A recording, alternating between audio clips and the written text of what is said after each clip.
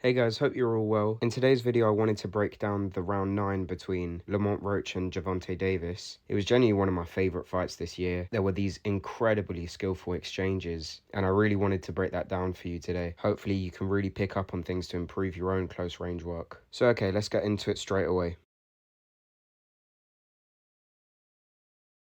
So the first theme in this fight was, of course, their very skillful and very rapid counters and exchanges at close range, and I've selected some clips which I think show that off the best. So here they're both going to walk into each other's range with this high guard look, both of them bending over, a lot of space between their hips, but their heads are close to engage. And then we're going to see Lamont touch, come around with a hook, frame again with the uppercut, and then change the rhythm of the combinations here to just go from light taps to hard shots. Now, if we watch that back again, after this right hook, he actually immediately frames with the backhand first, then the front hand, keeps it engaged on Gervonta's head to set him up for this uppercut. As soon as Gervonta's backed off from this pull, he steps into his jab to close the distance, changes the level while leaving his lead hand out in the air to block Tank's view a little bit, and then sets up this very quick 2 to the body, then 3 to the head, before framing with his right glove as he takes the exposed side of Gervonta, but just decides to not commit to this hook to the body, which is obviously there, since he doesn't want to get too greedy, especially against such a good counterpuncher. So here, as we can see, he's going to be very alert for defense. As soon as Tank feints him, he just steps back with a parry straight away, very alert. And as Gervonta tries to close that space with the distance, he just frames on the top of his glove whilst he level changes and then tries to jab at Tank. But from this level change, Tank is in a very dangerous position and then just springs up his left hand to land this beautiful straight left. They then both enter close range again with these high guard looks and level changes, before Lamont is the one to change his lead hand into a frame, keep it on the glove of Gervonta, and try swipe it down in order to land this right hook. But Gervonta can read the intention quite well and just manages to pull away really defensively and avoid this right hand. Again, Lamont misses, but cleans up his work straight away by using a touch jab to regain his balance. So here's an even better exchange in my opinion. You can see the little touch shots as Tank steps forwards. Tank is then going to retaliate with these great counters before getting caught with one himself. So if we watch that back, it's the same thing again. Touch jab to the forehead, a light right hook around, then gets super bladed on. Uses a very short 2-3 in order to slip and set up this beautiful uppercut. Gervonta tries to retaliate by using this hook to the body and head, but Lamont is very alert after these touch shots, looks for a counter, and then shoulder rolls before coming back really harshly with this right hand and not letting Gervonta establish a rhythm. Now, one of my boxers made a great point about this fight, and he basically noticed that Lamont was just having none of it when Tank was trying to get the better of him with shots and would come straight back almost every time. So here's a perfect example of it, where they're both just trading their backhands. And these accurate counters were very effective in making Gervonta lose confidence. Now, another clip I wanted to show was how bladed and hard to reach Lamont actually was. Here's a great example of them both exchanging in these high guards. Gervonta loads up, shoots this left hand which is parried to try set up this right hook. But using his defense behind his shoulder, Lamont just dips low to feint the range. Tank loads up trying to hit the target and then pulls away only then before again defending the left hand with his slip and bend at the waist into this clinch, really making himself a hard target to reach. Now here's a good clip of Tank rocking Lamont and how he set that up. So the first thing he's going to do is slip inside of the jab to try and land this left hand, but then steps to his inside as he frames in order to change the level. And as you can see, this little step to the left has completely squared up Lamont Roach, and he is fighting Tank completely square on. So as he tries to retaliate with his right hand, just gets clipped with this right hook whilst his lead hand is down, and then falls over a little bit as he tries to regain himself. And then here's a good example of how Gervonta kept squaring up Lamont Roach in order to land his right hook. So what he does here is feint low, throw his left hand out as almost a throwaway shot, and then leaves it out there a little bit, offbeatly steps to the inside angle in order to square up his opponent and land this wonderful long right hook around.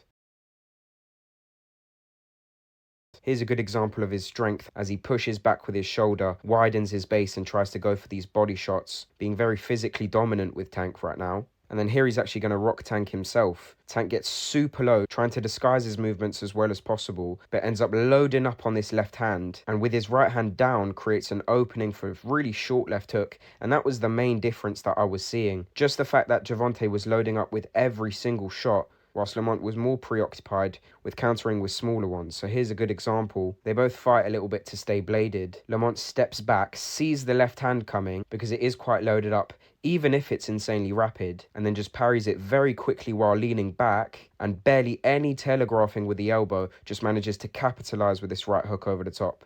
As Gervonta tries to engage, he immediately frames and then works the body with these two hooks. Gervonta tries to counter it again, a very back and forth exchange, and then they both again fight for space with their shoulders. Gervonta manages to break away. After all this close range battle, Lamont's very quickly just going to touch the front glove before changing the speed of the jab and then surprising Tank with this one in the middle. So the second theme in this round was Lamont's tactics when Tank was pressuring forward. Here's a good example of how he uses his looks and feints and touch jabs in order to temper Tank's aggression. So as you can see, Tank stepping forward, Lamont half stepping back with his back foot before leaning there and then using this slow level change feint, making sure he's slowing down the pace and not giving up too much ground too quickly. He then slips over a little bit to feint out the jab, uses a touch to the glove, and then continues to step back very subtly with head movement looks, but barely giving up any ground. Here, as he sees Tank's looks start to get a little bit quicker, he starts to use his lead hand to cause a little bit of traffic in between the space, and this allows him to look for some defense, see the left hand coming which he steps back from, but Gervonta is going to do something really excellent and change the angle whilst Lamont's still in that pull position in order to land this good one, but Lamont manages to shuffle away and reset around to his right, making sure to change the angle and not let Tank build upon any of that success. Another great example of this is off the clinch. Lamont's going to step back with a jab first and then wait there. Now he is talking to him a little bit, but very, very slow step backs, not giving up ground for no reason, just trying to keep the initial space. Again, Tank not doing much, but he's such a good counterpuncher that Lamont's not being too aggressive and just trying to temper him and occupy his guard with these jabs and touch feints. However, when he knows that Gervonta is getting close to him and he's near the ropes, he throws this really good hook in order to change the angle and then come back in with this too. Immediately frames just to make sure he can look for defense if needed. Now the last theme that I saw in this round was Tank's passiveness and Lamont's very careful pressure when he was coming forward. So here's a good example of him using some slip looks and a touch jab for again showing the look that he might jab and then timing Gervonta with this really good kind of screw shot through the guard there. Again, not getting too greedy, just wanting to land his jab and slow the pace down as much as possible because he knows that opening up is a bad idea.